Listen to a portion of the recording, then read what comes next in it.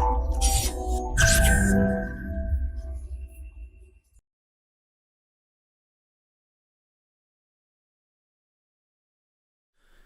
Friends, this is Gautam Pandey coming up with the next round of new simplified. तो आज के video में हम बात करेंगे new data protection bill, why does it matter के बारे में। तो फर्स्ट ऑफ ऑल जरा देखते हैं आखिर ये new data protection bill news में क्यों है। देखिए, recently ministry of electronic and information technology ने रिलीज किया है revamp data digital personal data protection bill 2022 for the public opinion. यहाँ पर कहा गया है गवर्नमेंट की तरफ से कि 17 दिसंबर तक कोई भी इंडियन सिटीजन वहाँ पर जाकर अपने सुझाव दे सकता है मिनिस्ट्री को कि हमारा आने वाला जो डाटा प्रोटेक्शन लॉ होगा वो कैसा होगा। तो इस वीडियो में हम समझेंगे कि जो नया डाटा प्रोटेक्शन बिल की बात की जा रही है उसके नए नए प्रोविजंस क्या हैं, वो क्या कहता है, और प्रीवियस जो ऑलरेडी हमारे पास जो ड्राफ्ट बिल पेश किया गया था उससे कैसे डिफरेंट है, उन सारी बातों को समझेंगे। और साथ ही साथ ये भी डिस्कस करेंगे कि जो करंट का नया बिल पेश किया गया है उससे रिलेटेड क्या क्या कंसर्न रेज हो रहे हैं। तो एक एक करके इन सारी बातों को समझेंगे। सबसे पहले जरा हम ये समझते हैं कि डाटा प्रोटेक्शन होता क्या है, ये क्यों जरूरी है। देखिए, अगर हम बात करें, देखिए रिसेंट सिनेरियो में क्या होता है कि हर जगह आपके डेटा की ज़रूरत होती है, चाहे आप ऑनलाइन कोई शॉपिंग कर रहे हो या फिर गवर्नमेंट पॉलिसी के लिए अप्लाई कर रहे हो, या फिर आप इवन समझिए कि मोबाइल पे कोई अगर आप ऐप भी डाउनलोड करते हैं तो वहाँ पर भी आप किसी कंपनी के साथ अपने पर्सनल डेटा को शेयर कर रहे होते हैं।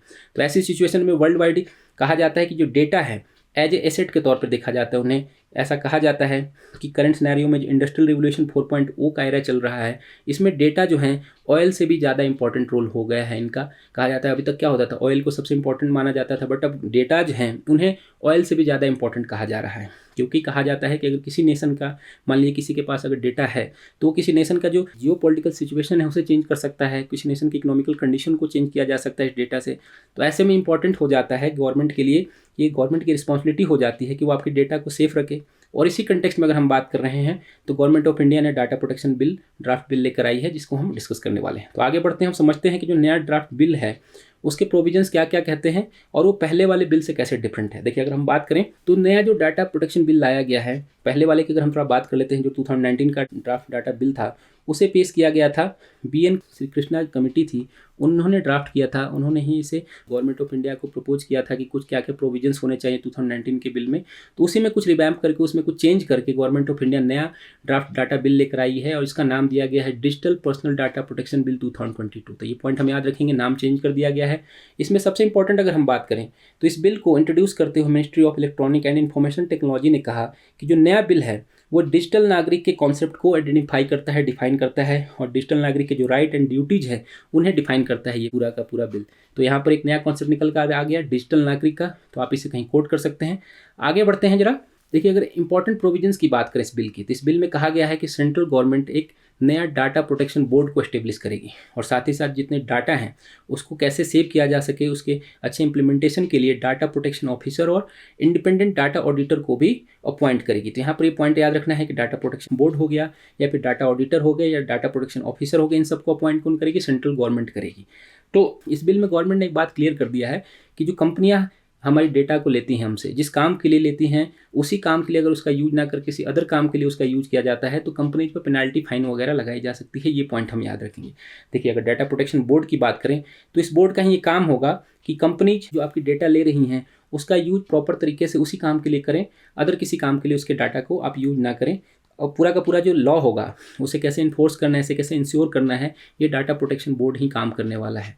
बेसिकली अगर देखिए कहा गया है इसमें कि अगर डाटा प्रोटेक्शन बोर्ड को लगता है कि कोई कंपनी जो लॉ है उसे अच्छी तरह से इन्फोर्स नहीं कर रही है तो कंपनी पे पेनाल्टी भी लगा सकती है। पेनाल्टी के विषय में कहा गया है, पेनाल्टी की अगर हम बात कर लें तो इसमें कहा गया है कि 50 करोड़ से लेकर 500 करोड़ तक की पेनाल्टी लगाई जा सकती है कंपनी पे। ये पॉइंट हम याद रखेंगे। 50 करोड़ से लेकर 500 करोड़ तक, एक बहुत बड़ा अमाउंट एज ए पेनाल्टी के तौर पर लगाया जा सकता है। ये तो बात होगी कंपनीज के लिए। साथ ही साथ जो कंज्यूमर हैं वो, अगर हम डेटा प्रोटेक्शन से रिलेटेड जो लॉ है उसमें अगर किसी तरह की कोई गलती करते हैं, मान लीजिए कोई फेक डेटा वगैरह प्रोवाइड कराते हैं या फिर गलत कोई केस वगैरह करते हैं, तो ऐसी सिचुएशन में जो कंज्यूमर हैं उन पर भी 10,000 तक की पेनल्टी लगाई जा सकती है। ये पॉइंट हम याद रखेंगे। मीन्स कंपनी के साथ साथ जो कंज्यूमर हैं उनके लिए भी पेनल्टी का प्रावधान प्रोविजन इस बिल में किया गया है।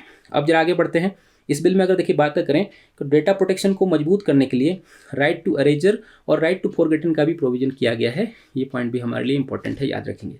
और आगे बढ़े तो देखिए इस बिल में कहा गया है कि जो cross border flow of data है उसका प्रोविजन किया गया है। इसमें कहा गया है कि अब गवर्नमेंट ये डिसाइड करेगी कि कंपनी जो इंडियन डेटा को इंडिया के अलावा किस नेशन में सेव करेंगी वो गवर्नमेंट ऑफ इंडिया डिसाइड करेगी। अभी तक क्या है, जैसे कि हमने पहले भी आपके साथ डिस्कस किया है कि इंडिया की जो 98% डाटा हैं वो इंडिया के अलावा किसी दूसरे नेशन में सेव है।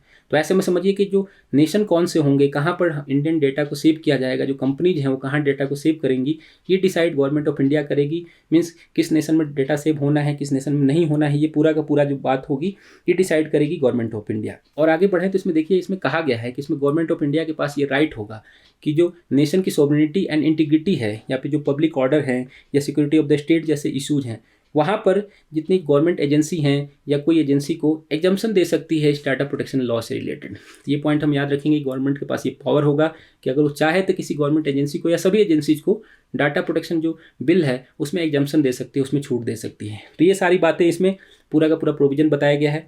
अब जरा हम बात कर लेते हैं कि जो नया बिल इंट्रोड्यूस किया गया है वो प्रीवियस बिल से कैसे अलग है, उसमें क्या क्या नई चीज़ें हैं उसको एक एक करके समझेंगे। उसके बाद जो रिलेटेड कंसर्न है उसको भी डिस्कस करेंगे। तो आगे बढ़ते हैं। अब जरा समझते हैं कि नए बिल पुराने बिल से कैसे डिफरेंट है। देखिए, अगर पुराने बिल की बात करें तो पुराने बिल में कहा गया कि जहाँ वहाँ क्लाउजेज के नंबर 90s थे, तो नए बिल में ओनली 30 क्लाउज को रखा गया है। तो ये भी एक कंसर्न है कि जो क्लाउजेज हैं बहुत सारे उसे कम कर दिया गया है।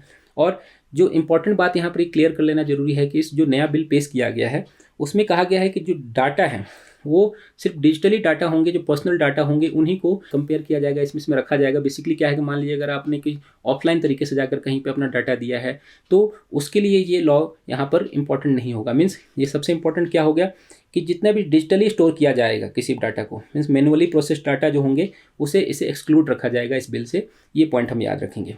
और जहाँ आगे बढ़ें तो जहाँ 2019 में जहाँ कहा गया था डेटा प्रोटेक्शन बिल की बात कर रहे हैं हम करंट सिनेरियो में, जो डाटा प्रोटेक्शन बोर्ड की बात हो रही है, 2019 का जो बिल था उसमें डाटा प्रोटेक्शन अथॉरिटी की बात की गई थी, जिसे एक स्टैट्यूटरी बॉडी के तौर पर डेवलप करने की बात कही गई थी। बट जो 2022 का बिल है उसमें कहा गया है उसे रिप्लेस करके डाटा प्रोटेक्शन बोर्ड की बात कही गई है, जिसे गवर्नमेंट ऑफ इंडिया अपॉइंट करेगी। तो जो स्टैट्यूटरी बॉडी वाली बात हो रही थी वो चेंज हो चुकी है यहाँ पर।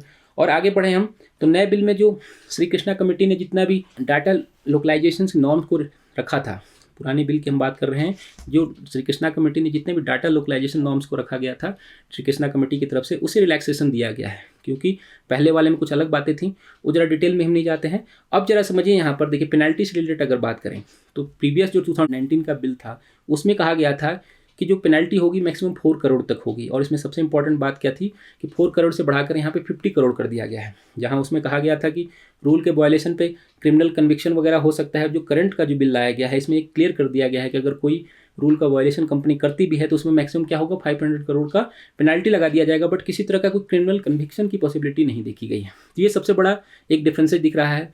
ये तो बात होगी डिफरेंसेज की। अब जरा हम बात कर लेते हैं कि नया जो बिल पेश किया गया है उससे रिलेटेड कंसर्न क्या क्या है, एक एक करके उनको डिस्कस करते हैं। देखिए, अगर कंसर्न की बात करें तो सबसे इंपॉर्टेंट क्या है, डाटा प्रोटेक्शन बोर्ड जो सेंट्रल गवर्नमेंट अपॉइंट करने वाली है, ये सबसे बड़ा एक कंसर्न रेज हो रहा है यहाँ पर। इसमें कहा गया है कि डाटा प्रोटेक्शन ऑफ बोर्ड जो है वो डाटा प्रोटेक्शन ऑफिशियल और जो appointment of the central government का मुद्दा है, ये सबसे मेन कंसर्न है। इसमें जितने भी एक्सपर्ट हैं उनका कहना है कि जो डाटा प्रोटेक्शन बोर्ड की आप अभी तक क्या कर रहे थे, स्टैट्यूटरी बॉडी की बात कर रहे थे, ऐसे में जो इंडिपेंडेंस ऑफ बोर्ड है वो एक सीरियस थ्रेट के तौर पे देखा जा रहा है। कि मान लीजिए गवर्नमेंट ही उन्हें अपॉइंट कर रही है तो जो गवर्नमेंट चाहेगी वही वो करेंगे, तो जो उनकी फ्रीडम है वो एक कंसर्न है कि मतलब फ्रीडम नहीं होने वाला है। जो अपॉइंटमेंट की जाएगी डाटा प्रोटेक्शन बोर्ड में, जो ऑफिसर की भी ऑडिटर की भी, वो सभी फ्रीली काम नहीं कर पाएंगे। जो करंट सिनेरियो में हम CBI जैसे मुद्दे देखते हैं उस तरह का कुछ होने वाला है। ये सबसे बड़ा कंसर्न रेज किया जा रहा है। और उसके बाद बात की जा रही है एग्जम्पशन ऑफ एजेंसी की, कि एजेंसी कौन सी होंगी, सारी एजेंसियों को कर दिया जाएगा कि या पर्टिकुलर किसी एजेंसी को किया जाएगा एग्जम्प्ट, ये अभी क्लियर नहीं किया गया है। वो पूरा का पूरा गवर्नमेंट ऑफ इंडिया के हाथ में है। तो जो एग्जम्पशन ऑफ एजेंसी है वो भी एक थ्रेट के तौर पे देखा जा रहा है। इसमें कहा जा रहा है कि पब्लिक ऑर्डर के नाम पे, मान लीजिए नेशनल सिक्योरिटी के नाम पे आप क्या करेंगे, जितनी एजेंसियां उन्हें एग्जम्पशन दे देंगी। ऐसे में जो हमारे सिटीजन हैं उनके जो राइट टू प्रिवेसी है उसके लिए एक थ्रेट है। दूसरी तरफ क्या कर रहे हैं, लोकलाइजेशन ऑफ डाटा रिलैक्सेशन के जो मुद्दे हैं उसको आप और ज़्यादा रिलैक्सेशन दे रहे हैं कि मीन्स डाटा आप जहाँ चाहेंगे, जिस नेशन में चाहेंगे वहीं पर उसे सेव रखा जाएगा। तो जो करंट गवर्नमेंट होगी उसके लिए होगा कि भाई किस नेशन के साथ उनका अच्छा फ्रेंडली रिलेशन है, वहाँ पर अपने डेटा को सेव कर सकते हैं, उसे यूज कर सकते हैं। तो ये हाल फिलहाल में बहुत बड़ा इशू भी बना था डेटा वाला, तो ये भी एक बहुत बड़ा कंसर्न होने वाला है। इसके अलावा देखिए, जो सबसे इंपॉर्टेंट बात की गई है कि इसमें कहा गया कि मान लीजिए किसी दूसरे नेशन में जाकर अगर आप डेटा सेव करते हैं तो जो डेटा ब्रीचेस से रिलेटेड इशूज होंगे वहाँ पर क्या होगा, जो फॉरेन कंट्री का ज्यूरिसडिक्शन होगा वो एक मुद्दा निकल कर आएगा। क्योंकि आपके यहाँ तो है नहीं भाई सेविंग, तो ऐसे में दूसरे नेशन में अगर जो सेव है तो वहाँ के जो लॉ होंगे वही वहाँ पर इन्फोर्स होंगे। तो ये एक सबसे बड़ा मुद्दा होने वाला है। और लास्टली जो सबसे मेन कंसर्न रेज किया गया है, इसमें कहा गया है पेनल्टी से रिलेटेड जो बात की गई है। लास्टली क्या था, 2019 की बात थी, उसमें क्लियर कर दिया गया था भाई कि जो कंपनीज होंगी वो 4 करोड़ तक ही पेनल्टी होगी। अभी क्या है, मान लीजिए कोई 100 करोड़ की कंपनी हो या कोई 1000 करोड़ की कंपनी हो, सबके लिए क्या कर दिया गया, 50 करोड़ का यहाँ पर फाइन कर दिया गया, पेनल्टी कर दिया गया। मीन्स जो कंपनी का जो साइज है वो एक बहुत बड़ा मुद्दा है। मान लीजिए कोई छोटी कंपनी हो, 50 करोड़ कहाँ से पेनल्टी करेगी, कोई बहुत बड़ी कंपनी उसके लिए 50 करोड़ हो सकता है वो छोटी रकम हो।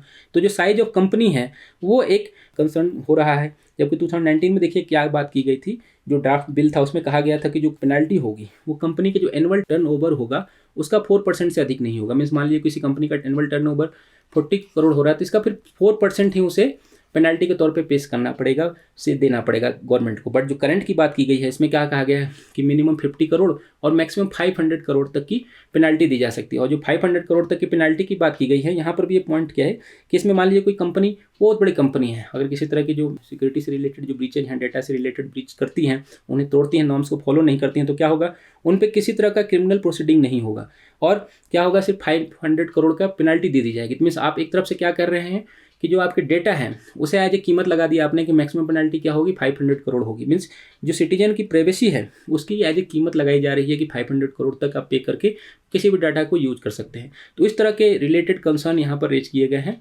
तो होप आपको ये वीडियो समझ में आया होगा। Thanks for watching.